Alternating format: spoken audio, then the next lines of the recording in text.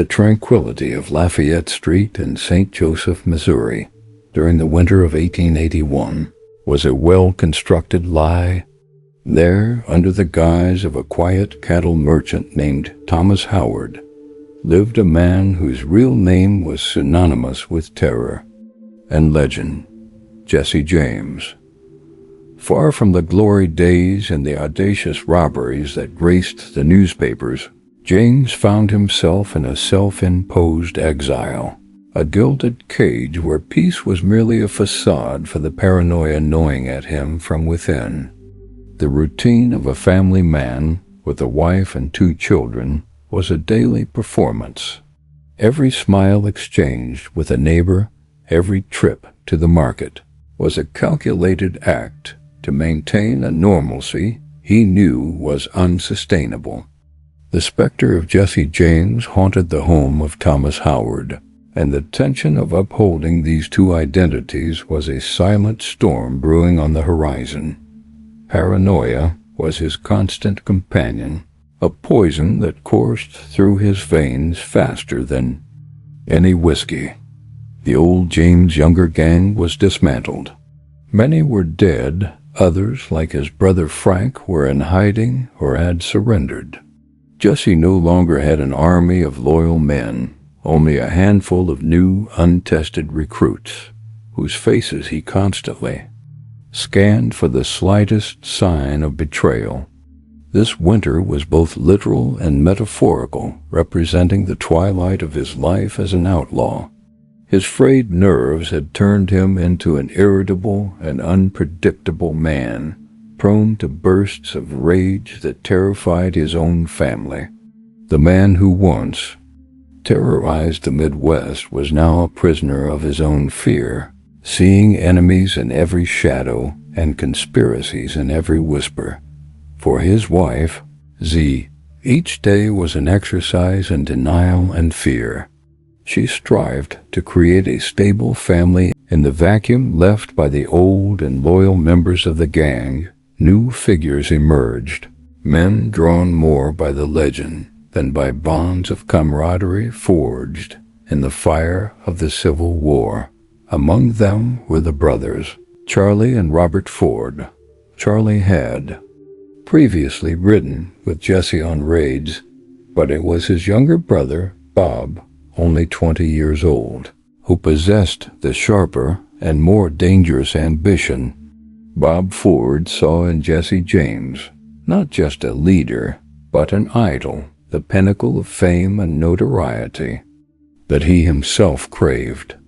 His entry into James's inner circle in the fall of 1881 was, for Jesse, a necessity to rebuild his forces. For Bob, it was the fulfillment of a dream. He was finally beside the man whose exploits were spoken of in hushed tones across the nation, unaware that proximity to the sun can also burn. The adoration Bob Ford held for Jesse James was that of a young man for a myth, not for the man himself. Daily life in the St. Joseph house quickly shattered that fantasy.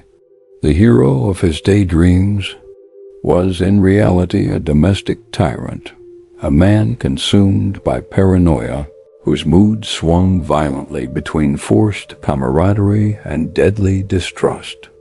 Jesse often tested his men's loyalty with accusations and veiled threats. One particular incident where Jesse murdered a gang member named Wood Height, a cousin of the Fords, over a dispute, was a turning point. Bob witnessed firsthand that loyalty to Jesse James was a one-way street, and that the life of anyone around him was worth very little. Respect turned into fear, and the idolatry began to set. Bob Ford's determination, though unwavering, was not enough. He and his brother Charley were little more than pawns in the grand game unfolding.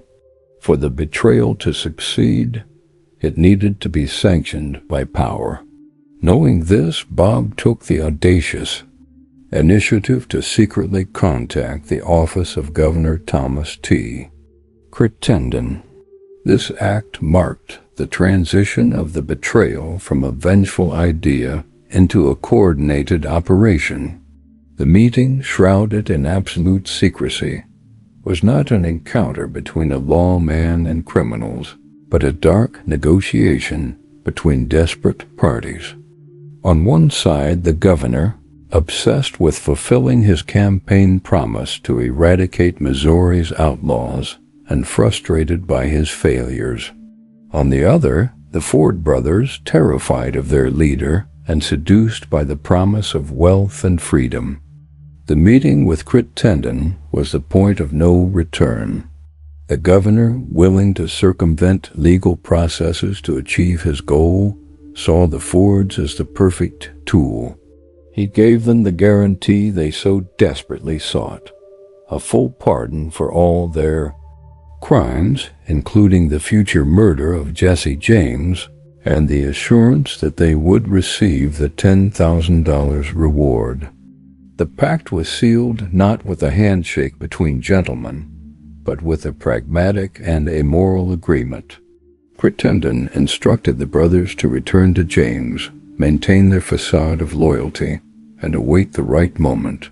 They were no longer just traitors. They had become unofficial agents of the state, assassins with the backing of Missouri's highest authority. With the governor's blessing, the dynamics of the conspiracy shifted. Charley Ford's fear and hesitation were placated by the security of a legal pardon, while Bob's confidence grew exponentially. The morning of April 3, 1882, dawned in St. Joseph with a deceptive normalcy. In the Howard household, the day began like any other. The smell of fresh coffee and bacon hung in the air as Z prepared breakfast. Jesse James, the feared outlaw, played the part of a father and husband, reading the newspaper while his children played nearby. To an outside observer, the scene was a portrait of American domestic peace. The Ford brothers, who had stayed the night, participated in this routine with a calculated calm. The atmosphere was light, almost relaxed. Plans for the Platte City bank robbery were discussed, but the conversation was casual, devoid of the feverish intensity that usually preceded such endeavors. This calm was the most dangerous of storms, an oppressive silence where normalcy masked the imminence of death. Within this fabricated tranquility, Jesse James made a mistake his younger, more paranoid self would never have made. He felt safe. Inside the four walls of his home, surrounded by his family and the men he believed to be his last loyal allies, he let his guard down. The emerging spring warmth seemed to melt the ice of his will. In the tense silence of that room, the only sound was the soft creak of the chair under Jesse James's feet.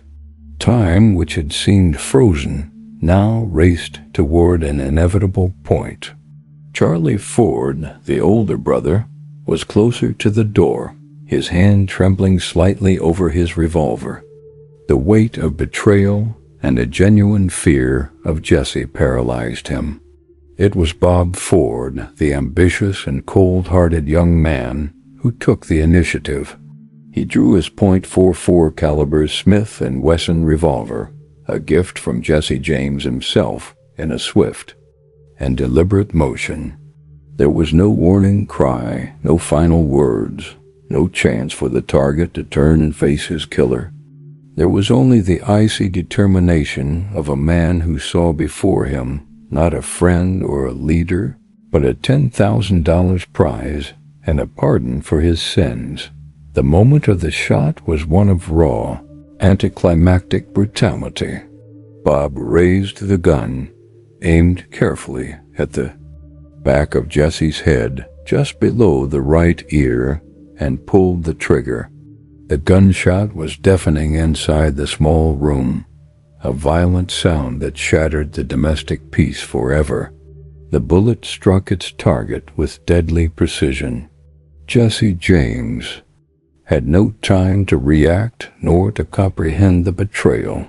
His body stiffened for a fraction of a second and then pitched forward, hitting the wall before sliding down and collapsing onto the floor with a dull thud.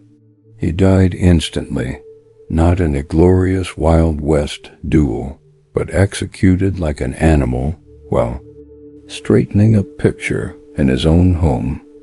Chaos erupted in the next instant. The sound of the shot and Jesse's falling body brought his wife, Z, running into the room, followed by her 2 young children. What she found was a nightmare scene. Her husband lying in a rapidly forming pool of blood, and the Ford brothers standing with guns drawn, the shock of adrenaline stamped on their faces. Z's initial denial quickly turned into a cry of anguish, an accusation as she realized what had happened. She rushed to Jesse's side, cradling his head and begging him not to leave her, but life had already abandoned him. The smell of gunpowder mixed with the horror of the scene sealed the memory of that moment as an indelible wound on his family's soul. While Z wept over her husband's body, the Ford brothers wasted no time. Their plan did not end with the murder. The second part was to secure their reward and their pardon. Leaving behind the devastation they had created, they hastily exited the house. The perfidamente. O tyro sesu, mas o barulho da controversia e das consequências estava apenas começando. Aqui está o sexto tópico completo. O último suspiro de Jesse James 6. O alvoroço e a recompensa. As consequências imediatas a notícia. Dan morte de Jesse James explodiu em St. Joseph como uma bomba, espalhando-se rapidamente pelos fios do telégrafo para uma nação incrédula. A casa na rua Lafayette tornou-se instantaneamente ponto de peregrinação morbida. Multitudes se aglomeraram do lado de fora, avidas por vislumbre do corpo do lendário fora da lei, ou por qualquer detalhe sobre sua femme. Autoridades locais lideradas pelo Marechal Annis Craig chegaram para confirmar a identidade do homem conhecido como Thomas Howard. A confirmação oficial de que se tratava de fato de Jesse James enviou uma onda de choque por todo o país. O espectro que assombrou o Missouri por mais de uma década havia sido finalmente exorcizado, não por uma bela da lei em confronto justo, mas por ato de traição doméstica. A recal pública foi uma mistura complexa de alívio, choque e uma inesperada onda de simpatia pelo homem assassinado. Enquanto a comoção crescia, os irmãos Ford se entregavam às autoridades, confessando abertamente o assassinato e esperando serem recebidos como heróis. No entanto, o processo legal precisava seguir seu curso, ao menos na aparência. Eles foram formalmente presos e indiciados por assassinato em primeiro grau. O julgamento foi espetáculo rápido e eficiente. Em 17 de abril de 1882, pouco mais de 2 semanas após o crime, Charlie e Bob Ford se declararam culpados perante o tribunal. O juiz, seguindo a letra da lei, não teve outra escolha a não ser proferir a sentença máxima para o crime confessado, a forca. Por breve e dramático momento, pareceu que os traidores pagariam por seu crime com as próprias vidas, destino que muitos na plateia e todo o país acreditavam-se free but universally despised. the Ford brothers found themselves in a bizarre position. They were undeniably two of the most famous figures in America, but their fame was synonymous with cowardice and betrayal. Unable to reintegrate into society or find honest work, they made a desperate and uniquely macabre decision to monetize their infamy. They developed a traveling stage play titled How I Killed Jesse James and toured the country. In this grotesque spectacle, they would take the stage night after night to reenact the story of their conspiracy and the assassination. Bob Ford played himself, while Charlie, in a cruel twist of fate, often took on the role of Jesse James, the man he had helped kill. The show was a success born of morbid curiosity. Audiences packed theaters, not to applaud, but to witness history firsthand, and, more often than not, to boo and insult the main actors. Every night, the Ford brothers were forced to relive the darkest moment of their lives, culminating with Bob pointing a gun and shooting his own brother on stage. It was a form of self-imposed purgatory, a cycle of public humiliation in exchange for a few dollars. They became prisoners of their own story, compelled to perform their betrayal as an act of entertainment, as the admiration Bob once felt for Jesse transformed into a pathetic and profitable imitation. The psychological pressure of this existence proved unbearable, especially for Charley Ford. Older and reportedly more sensitive than Bob, Charley was consumed by guilt and the persecution of public opinion. The need to reenact his former leader's death night after night, combined with a morphine addiction and a battle with tuberculosis, shattered his spirit. He lived in a state of constant torment, haunted by the ghost of Jesse James and the contempt he saw in the eyes of the public. Unable to bear the weight of his infamy, on May 6, 1884, just over 2 years after the assassination, Charley Ford took his own life. The betrayal that had promised him freedom had, in the end, sentenced him to death. Bob Ford, more resilient, or perhaps harder of heart, continued his wandering life for several more years, but he never escaped the shadow of his deed. He moved west, trying to establish. The death of Jesse James at the hands of Bob Ford was the catalyst that transformed a brutal criminal into a folk martyr.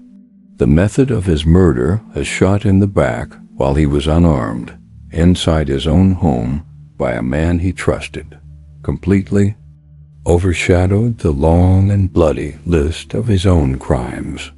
The public narrative, hungry for clearly defined heroes and villains, quickly embraced this dichotomy. Jesse, the robber and murderer, was forgotten, and in his place arose Jesse, the victim of a cowardly betrayal. The public, which for years had feared his name, now felt a wave of posthumous sympathy. The end of his life was not seen as justice being served, but as a dirty act that violated the honor code of the Old West, even for an outlaw. Paradoxically, the act meant to erase him from history was what engraved his name into immortality. This transformation was cemented and disseminated by the popular culture of the era. Newspapers, which had once demonized him, now ran editorials lamenting the manner of his death. Even more powerful was The Ballad of Jesse James, a folk song that spread rapidly across the country. The ballad's lyrics were simple and direct, immortalizing the narrative. Jesse James had a wife to mourn for his life, 3 children. They were brave, but that dirty little coward that shot Mr. Howard has laid poor Jesse in his grave. The song solidified Bob Ford as the archetypal villain and Jesse as the tragic figure. Along with dime novels that romanticized his exploits, this wave of popular media rewrote history, creating an American Robin Hood who stole from corrupt banks and railroads rather than a ruthless guerrilla fighter and killer. Jesse's family, especially his mother, Zerelda Samuel, played a crucial role in curating this new legacy. Zerelda was a formidable and shrewd woman who understood the power of narrative. She turned Jesse's grave on her farm into a shrine, charging tourists to see the site and selling them pebbles from the grave as souvenirs. Her most lasting contribution, however, was the epitaph she chose for her son's tombstone: "In loving memory of my beloved son, Jesse W. James, murdered by a traitor and coward whose name is not worthy to appear here." This inscription was a public relations masterstroke, carving in stone the version of the story she wanted the world to remember, and denying Bob Ford even the recognition of his infamous deed. Thus, the legacy of Jesse James remains one of the most complex and controversial in American folklore. He has become an enduring icon of rebellion, a symbol of the lost cause,